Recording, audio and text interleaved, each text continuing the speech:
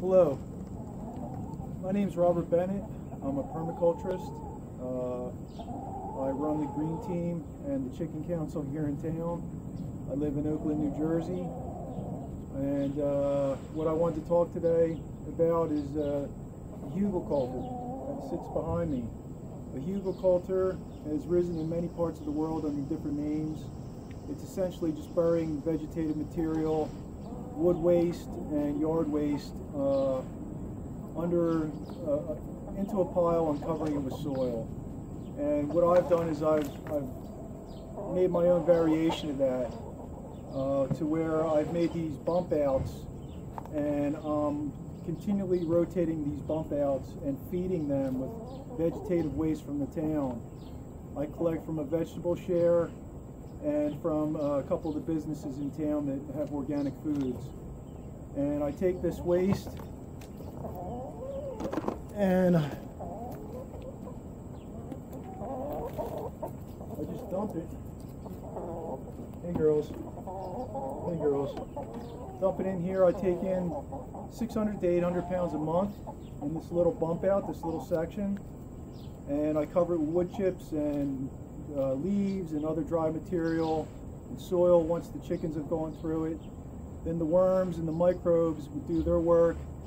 And when I'm filled up this section to where it's pretty high, this is like a fence to keep the chickens from shooting stuff out of here. When I fill it up, I'll cap it like this one back here. This is a finished hugulette that has been capped and is now a growing bed. There's eggplant growing on here now. I'm in a 1/20th of an acre. We produce 15 to 17 gallons of honey. We get about 1,000 eggs from 3 chickens, and we produce a couple hundred pounds of food. And we do this all in a way that isn't just not an impact on the soil, on the ground, but it's actually a positive thing. It's actually a regenerative thing. We're feeding the decay cycle, and then we're growing on that decay cycle, on that vegetative waste that's been composted. It's something I would like to see expand. There's so many positives to it. I can do this all organically. The plants are so healthy. I don't use any pesticides or herbicides of any sort. The chickens do the first round. They pick out what they want. The worms work next. The microbes work next.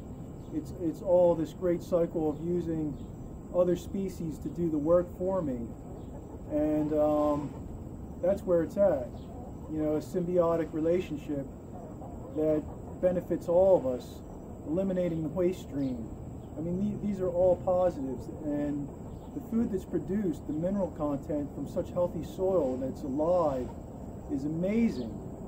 And I actually make the air cleaner around here by absorbing all this vegetative waste, because our trash to steam plant actually works better. It fires better. It doesn't have to pump in all sorts of fracking gas to burn the waste.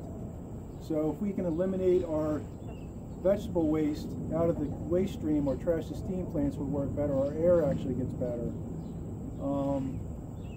This is something that can be replicated. It isn't difficult.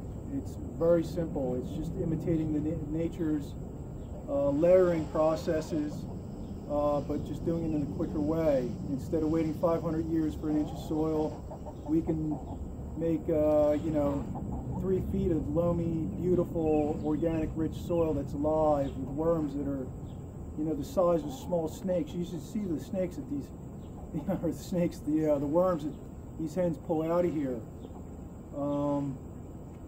I don't know what else to say, but this is something, if we had one person on every block that did this, they could absorb the whole waste from the block, no problem. And if we added a couple more animals, maybe a goat, I think I could take on another 1,000 pounds.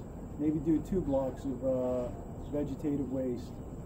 So, something to keep in mind. This is definitely an avenue we should all pursue, and I hope you like my idea.